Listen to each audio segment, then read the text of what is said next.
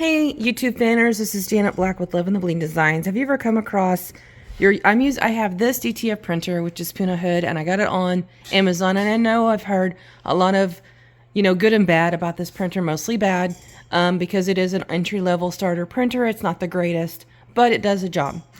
So I've had this printer since March of 22 and is now November 22, and I have come across where I've got a hole in two of the lines. So I bought a damper kit. It has the dampers and the lines. I didn't see a video at all on how to replace these, so I'm making one up. So my husband came in and he did take the actual lines and dampers out, and they're pretty simple. Just a clip here, and just took the dampers out. And now we're trying to get them off of the actual inkwells.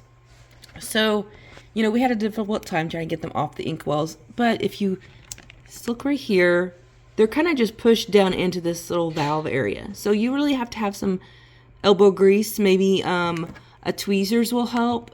I use tweezers and some elbow grease and just pop them off one by one very gently, because you don't want to bend this right here, because your new tube is going to go on top of here.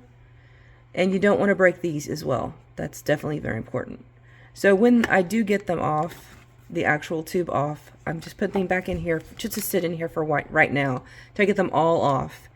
And I'm keeping the little colored thing that was around the tubing, which this one has the whites. I'm keeping that just to add it to the new tubing once I get them on, just to tell me which color's what. And you'll be able to tell when the color goes through the tubing, but I'm just trying to be consistent.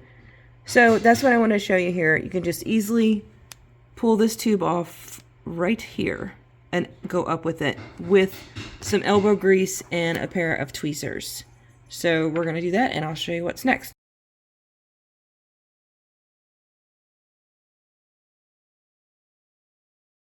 Okay, so when we last talked, I told you to remove these things. Okay, so I put the new lines on each and every one of these. I used my existing dampers because the damper kit that I did have, it says it was for a L1800 right here.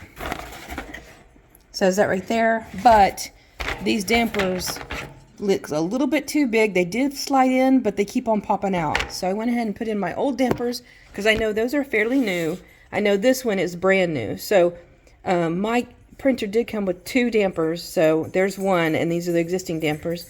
I put these dampers in. I put the new tubes back on them and siphoned out the ink through each tube so they can go in each new damper.